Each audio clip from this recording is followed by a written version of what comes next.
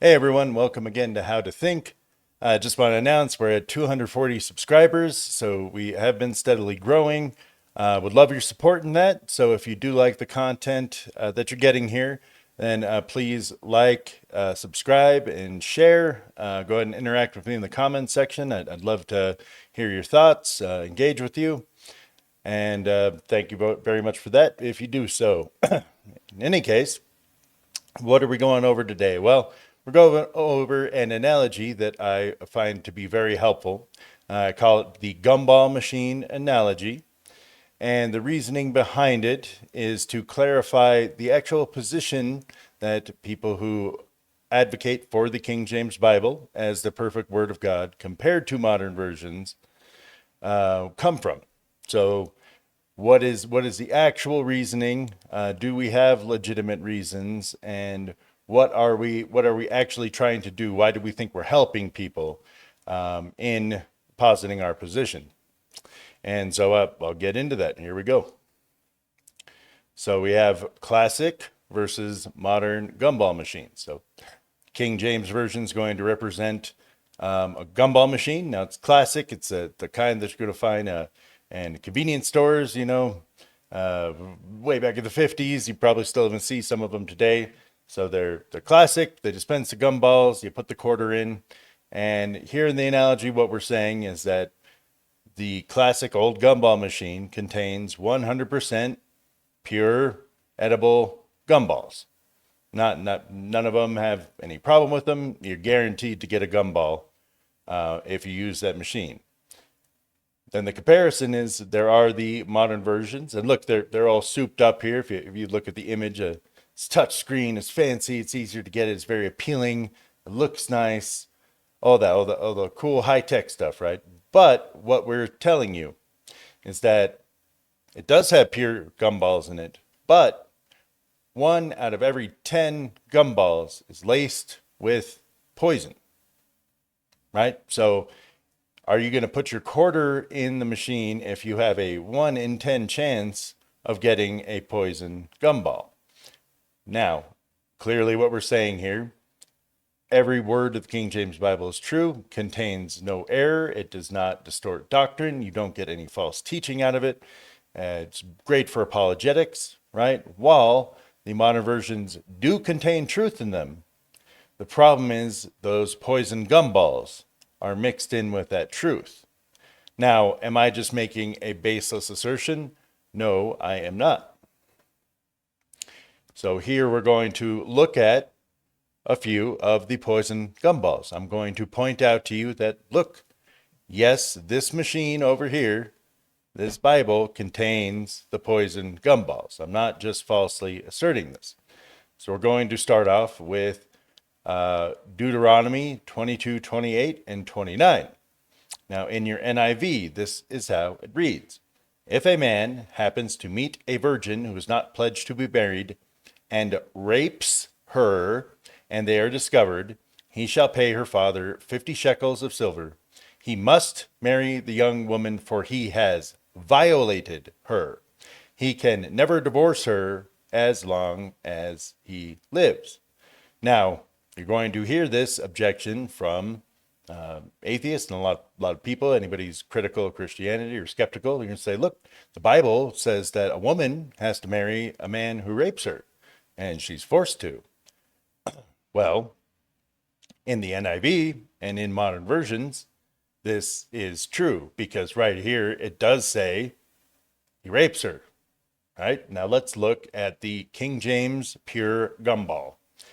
Deuteronomy 22, 28-29. If a man find a damsel that is a virgin, which is not betrothed, and lay hold on her, and lie with her, and they be found, then the man that lay with her shall give unto the damsel's father 50 shekels of silver, and she shall be his wife, because he hath humbled her.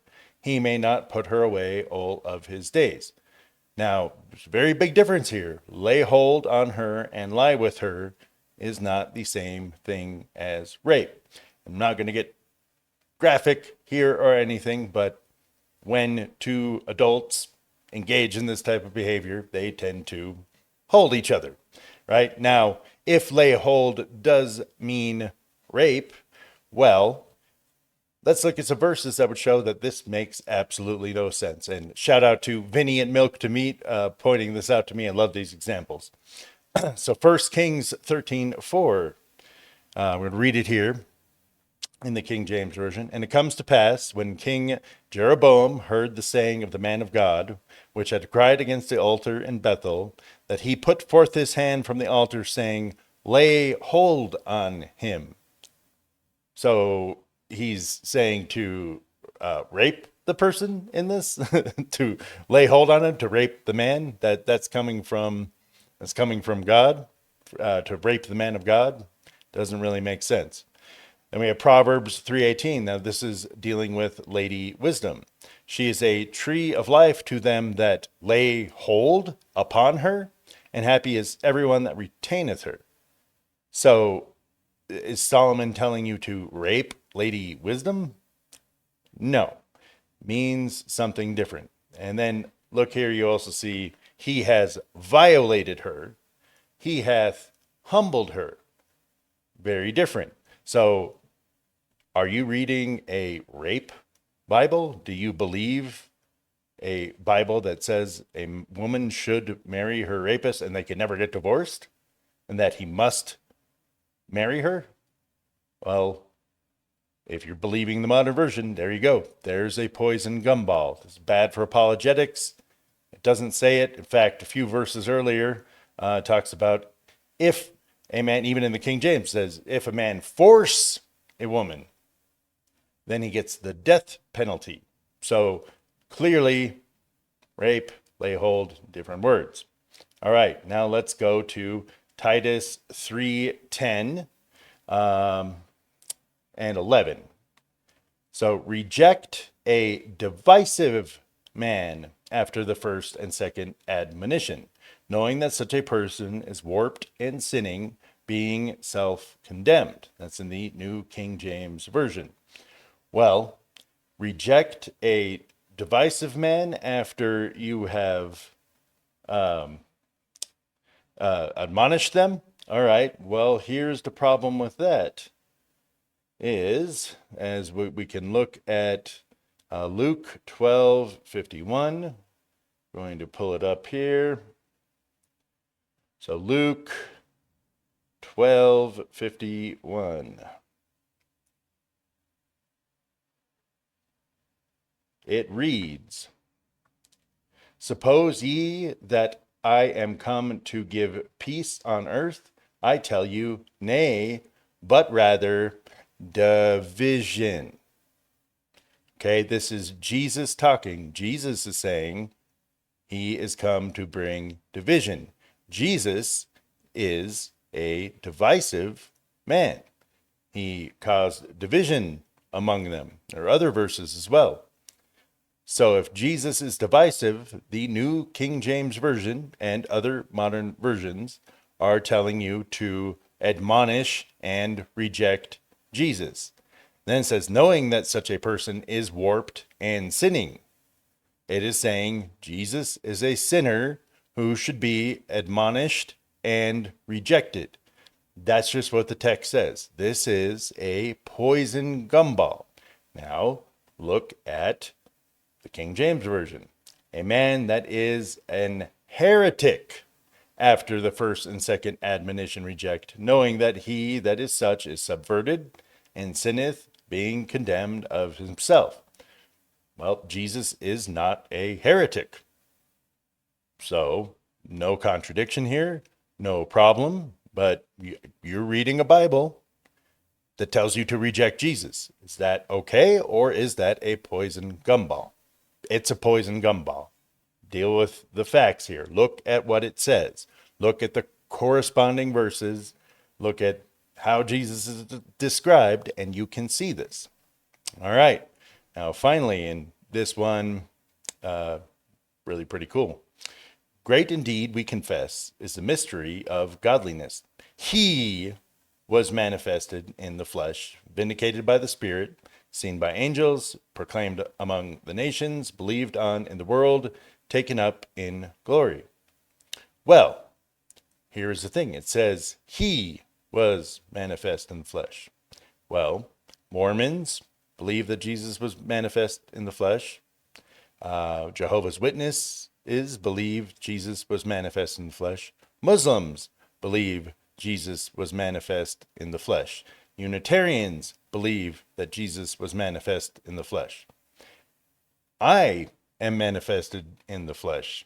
You are manifested in the flesh. So how is this a poison gumball? Well, it is denying the divinity of Christ, or at least leaving room that Jesus is not God. Look at how the King James Version renders it. And without controversy, great is the mystery of godliness. God was manifest in the flesh.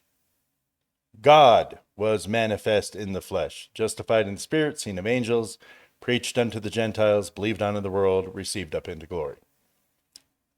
Very clearly, one verse removes any room for doubt, right? In the King James Version, that Jesus was God. It is saying God himself was manifest in the flesh.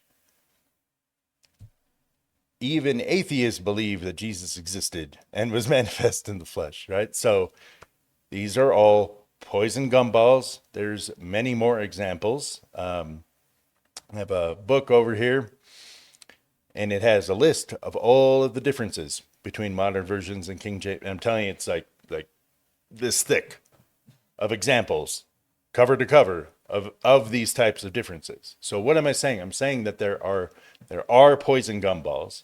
I've demonstrated that there are poison gumballs. And so what are we saying as King James Version onlyist?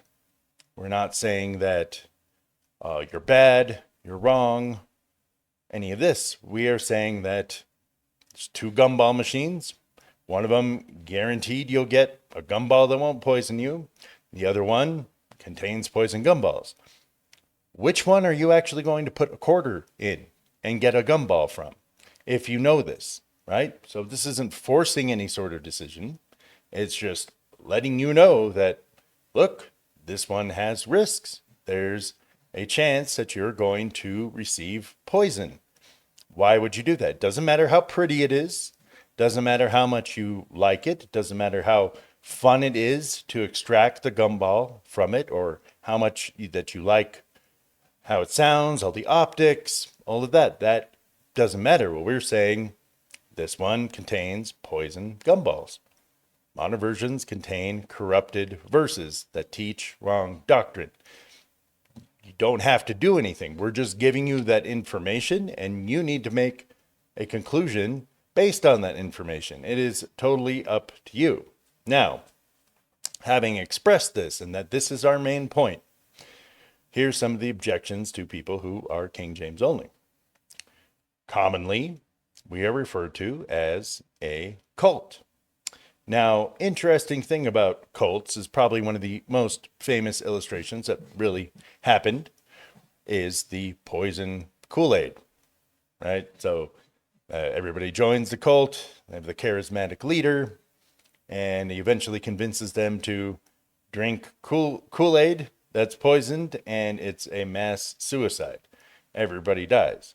Well, here I just demonstrated that we're the ones telling you the Kool-Aid's poisoned, don't drink it.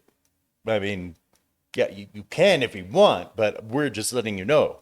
We're just letting you know that that's poison Kool-Aid and you're going to die. Trying to bring awareness. So how is a person calling out the poison in the Kool-Aid the one who is in a cult? It doesn't make any sense. It's just a baseless accusation.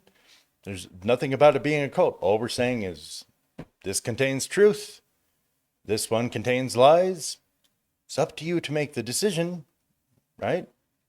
Now, control tactics. Often people argue that, oh, you're just trying to control what we read and what version we can have, and you're limiting options and this and that. And again, we're not limiting options. We're just pointing out, look, this one contains some poison. That's all we're saying. And this applies to every single Bible version that is not the King James Version. Every single one of them has an error, changes doctrine. We're going to do other videos showing you some more of those examples. I have videos already showing you that these examples exist. And what it comes down to is a comparison. This one you can look at, you can test, you can see that there's no poison in it. The other one you can look at and test, and you can see that there's poison in it. And I just tested and showed you some of the poison gumballs. That's a small percentage. So when I say 1 out of 10, it's roughly accurate. Might even be worse than that, right? If you have pure water and say, here's a cup of pure water. Here's a cup that also has water, but I put a drop of toilet water in there too. Are you going to drink it? I mean, it's up to you. You can choose to do that, right? So the analogy goes over the same way. Why are you going to put your quarter into the gumball machine that you know has poison gumballs? You have a chance of being poisoned by the gumball. Finally, there's the arrogance perception. So what we often get accused of, oh, you're just arrogant because you think that the King James is perfect. How? What's arrogant about that? For one, again, we're just saying that this is perfect. This one contains errors. This one is pure. This one has poison. What about that is arrogant? There's nothing arrogant about it. It's just an accusation to divert from actually comparing and actually looking at the evidence. So no, we're not a member of a cult. In fact, we're trying to warn you about the poison Kool-Aid. No, we're not trying to control you. We are just saying this thing's good, this thing's bad. It's up to you, right? But why would you put a quarter in the poison gumball machine when you can put a quarter in the pure one and get a pure gumball every single time? Why take the risk? That's all we're saying. Is that unreasonable?